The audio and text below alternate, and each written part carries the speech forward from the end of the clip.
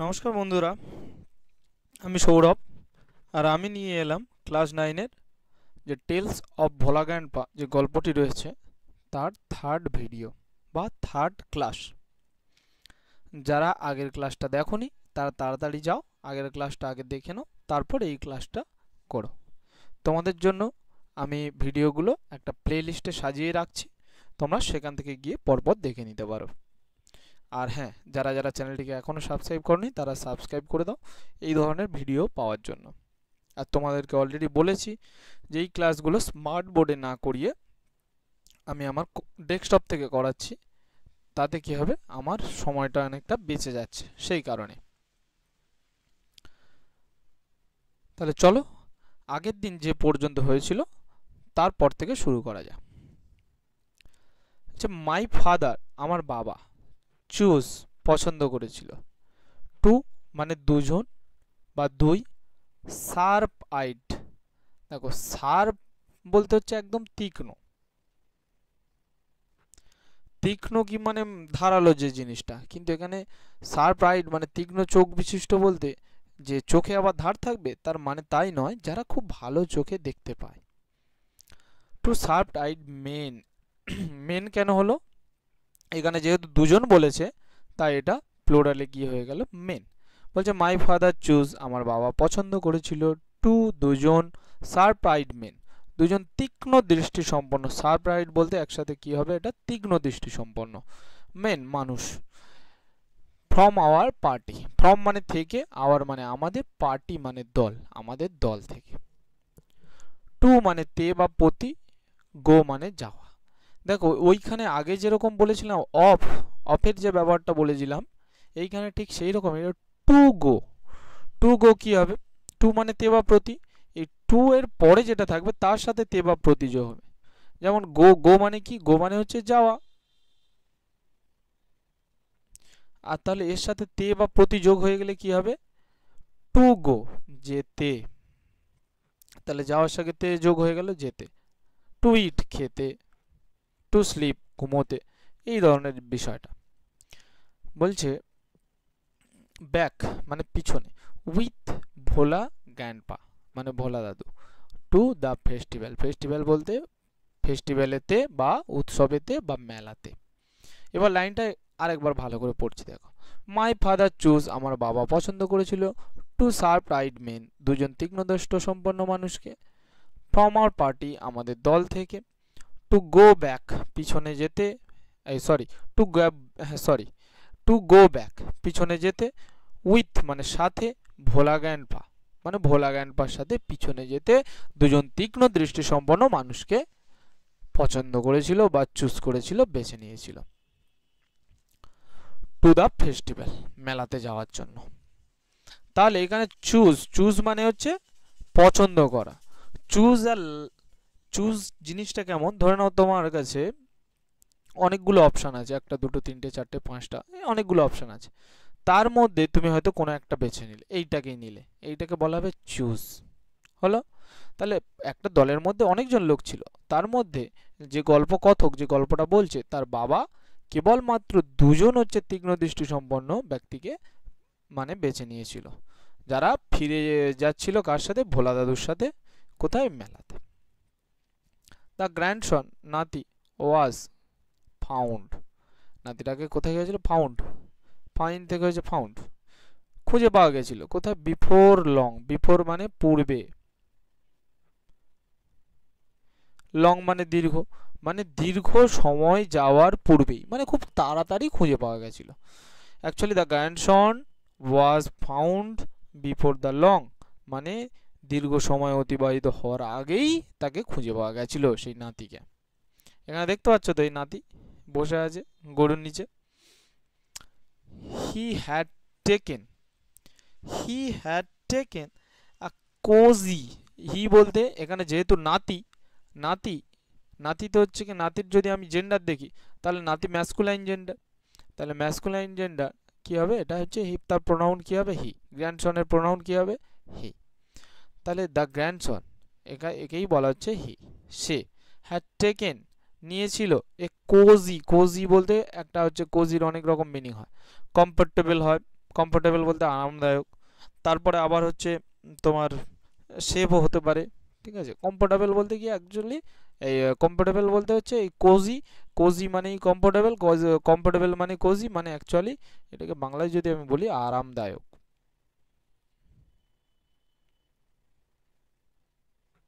He had taken a cozy shelter, shelter মানে কি আশ্রয়, শেল্টার মানে কি আশ্রয়।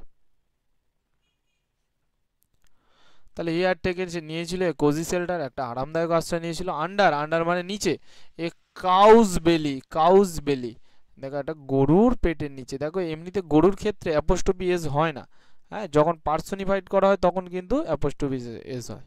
যেন গরু তাকে একটা মানুষের মতো তাকে আশ্রয় দিয়েছে, সেই জন্য একটা গরুর বেলি, বেলি মানে পেট, গরুর পেটের নিচে আশ্রয় নিয়েছিল। হলো, তাহলে he had taken a cozy shelter, সে নিয়েছিল একটা আরামদায়ক আশ্রয়, আন্ডার এ কাউজ বেলি, একটা গরুর পেটের নিচে। ঠিক আছে, ব্যাস। তাহলে তার পরেরটা চলে যায়, তাহলে শেষমেশ নাতিকে পাওয়া গেল, তাই তো।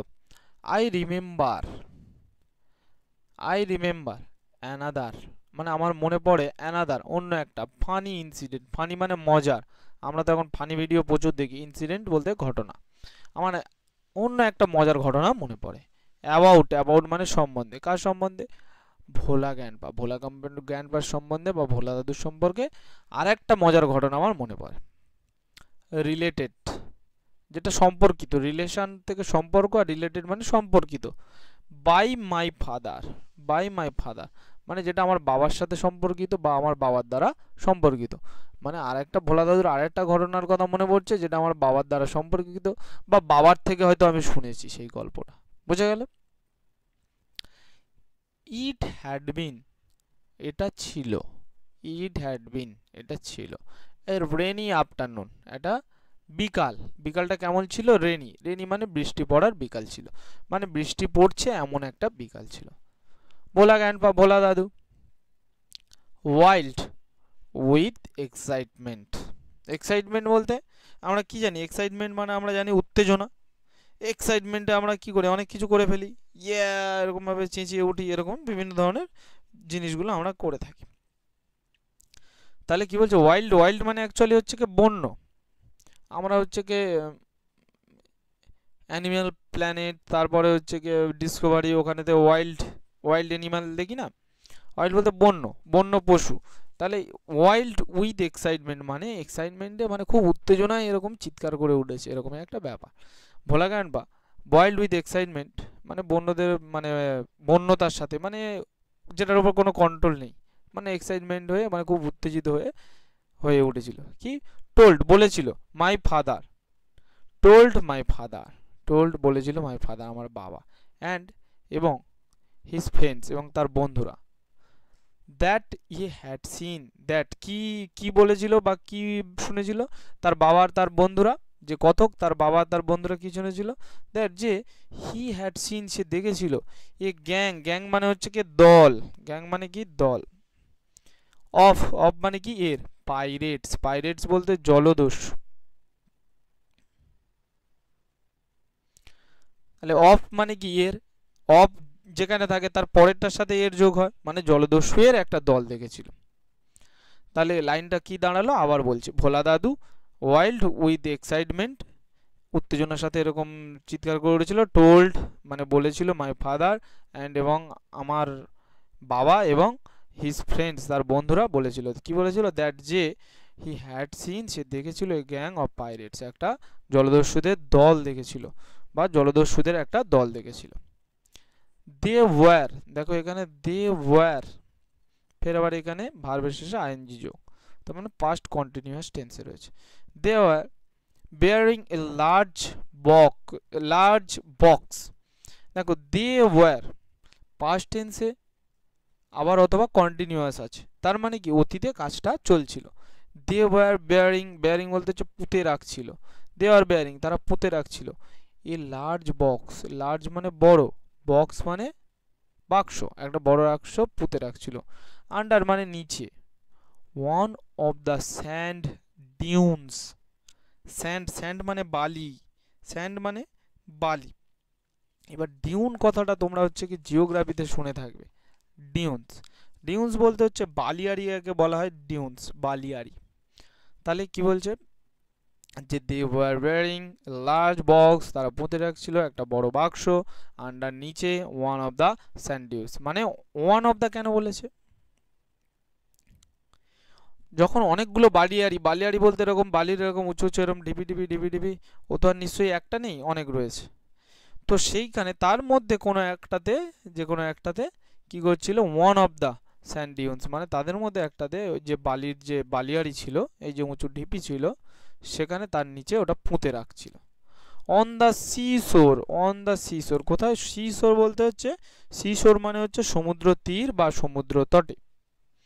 বাই আওয়ার ভিলেজ, মানে আমাদের গ্রামের কাছাকাছি যে সমুদ্র তটটা রয়েছে বা সমুদ্র তীর রয়েছে, সেখানে যে বালিয়াড়িগুলো রয়েছে তার কাছাকাছি কোনো একটা বালিয়াড়ির নিচে এরকমই যে একটা বড় বাক্স পুঁতে রাখছিল, এরকম একটা ব্যাপার।